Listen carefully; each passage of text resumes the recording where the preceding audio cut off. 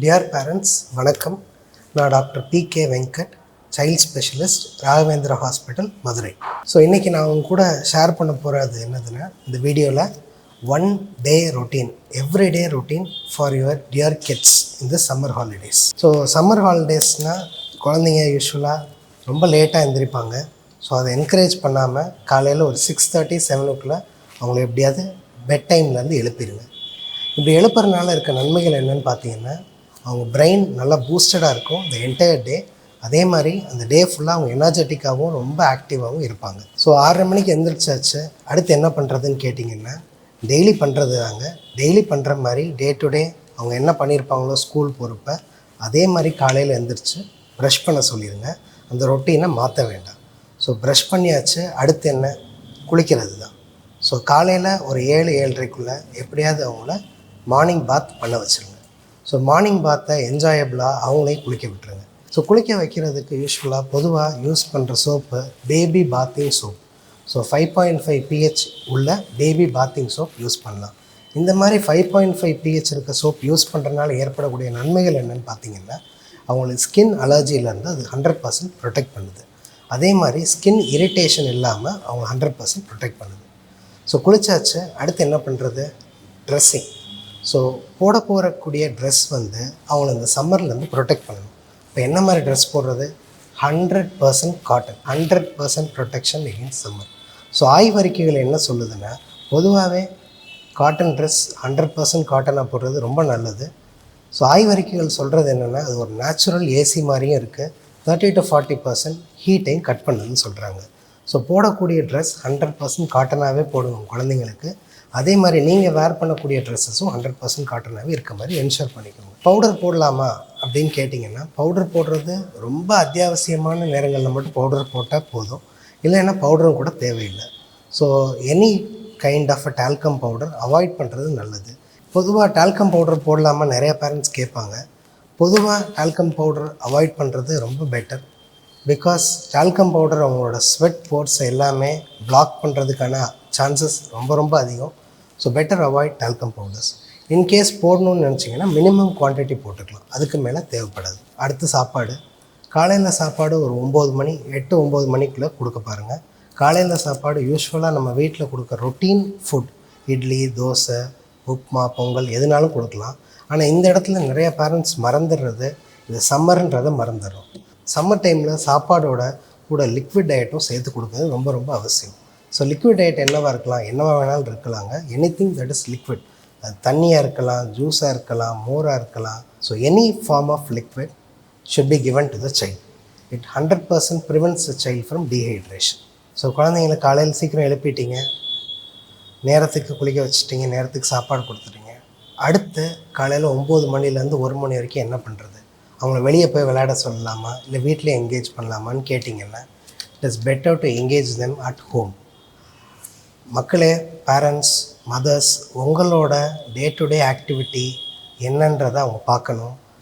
அவங்கள அதில் என்கேஜ் பண்ணுங்கள். வாட் எவர் இட் இஸ், சமையலாக இருக்கலாம், வீடை சுத்தம் பண்ணுறதா இருக்கலாம், வாட் எவர் த ஆக்டிவிட்டி, உங்களோட டே டு டே ஆக்டிவிட்டீஸில் அவங்களை என்கேஜ் பண்ணுங்கள். வீடு எப்படி இயங்குதுன்றதை அவங்க சொல்லிக் கொடுங்க. Teach them responsibilities of the family.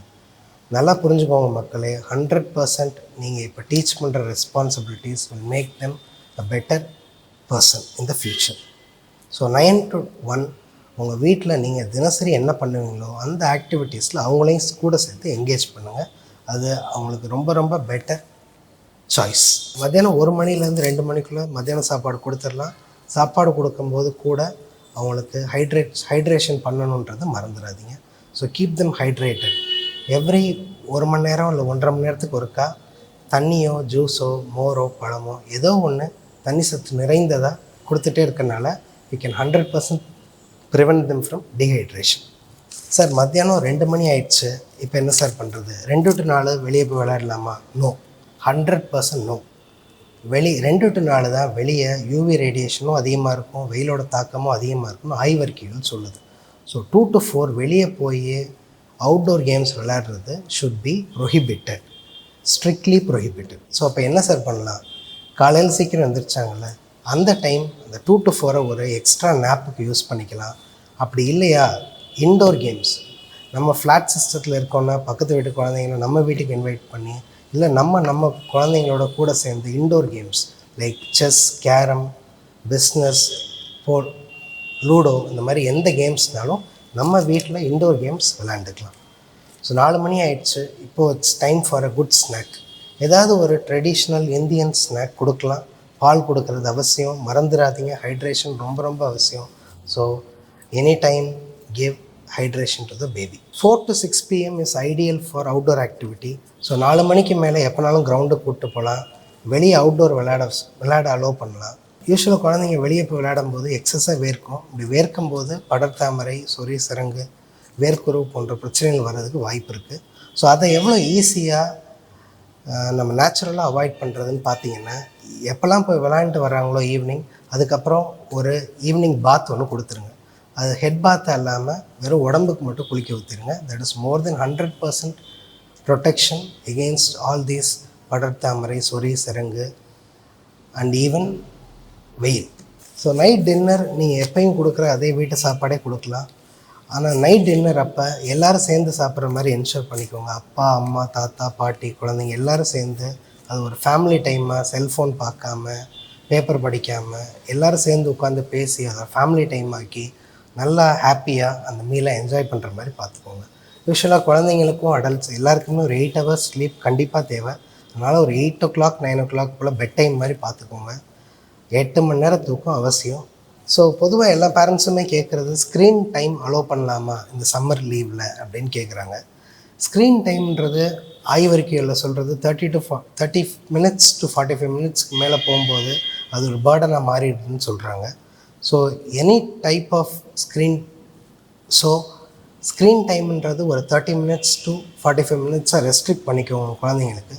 அதுவுமே இப்போ பார்க்கக்கூடிய கண்டென்ட் வந்து ஒரு இன்ஃபர்மேட்டிவான கண்டென்ட்டாக, animals, birds, nature, geography, history, நாட்டு தலைவர்கள், அந்த மாதிரி நல்ல கண்டென்ட்ஸாக, பிரெயின் ஸ்டிமுலேட்டிங் கண்டென்ட்ஸாக பார்க்க வைக்கிறது ரொம்ப நல்லது.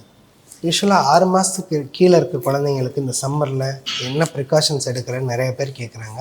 ஸோ 6 மாதத்துக்கு கீழே இருக்க குழந்தைங்களுக்கு உணவுன்னு பார்த்திங்கன்னா தாய்ப்பால் மட்டும்தான். தாய்ப்பால்லையே ஆல்மோஸ்ட் தேவையான எல்லா நீர் சத்து மற்றும் அனைத்து சக்திகளும் தாய்ப்பால்லே இருக்குது. ஸோ தாய்ப்பாலே மோர் தென் எனஃப். ட்ரெஸ்ஸுன்னு பார்த்தீங்கன்னா light clothing is very very protective. நல்லா லாங் ஸ்லீவ் க்ளோத்ஸ் போடுங்க. அது கொசு தொல்லையிலிருந்தும் குழந்தைங்களை காப்பாற்றும். குளிக்கிறது அவங்களையும் 2 times a day குளிக்க ஊற்றலாம். பட் ப்ரிஃபரபிளி உடம்புக்கு மட்டும் குளிக்க ஊற்றினா போதும். அவங்களுக்கு any time of the day they're active, they can be active. தூங்க போடணும்னு அவசியம் கிடையாது. Any time of the day they want to sleep, they can sleep. So அவங்களோட சைக்கிளை மாற்ற வேண்டியதில்லை. Whatever the cycle they follow, அந்த 6 monthsக்கு அதே நம்மளும் ஃபாலோ பண்ணிக்கலாம். இன்னும் சில ஃபியூ டிப்ஸ் சொல்லலாம்னா, ஏசி 24 to 25 degree வச்சுக்கிறது ரொம்ப நல்லது. சன்ஸ்க்ரீன் லோஷன் வெளியே போகும்போது யூஸ் பண்ணுறது ரொம்ப நல்லது. ஒயிட் கேப், கொடை, இதெல்லாம் வெளியே போகும்போது குழந்தைங்களுக்கு ப்ரொடெக்ட் பண்ணுறதுக்கு யூஸ் பண்ணுறது ரொம்ப நல்லது. அதே மாதிரி ட்ரெஸ்ஸஸ் வந்து ஃபுல் ஸ்லீவ் ட்ரெஸ்ஸஸ் போடுறது ரொம்ப நல்லது.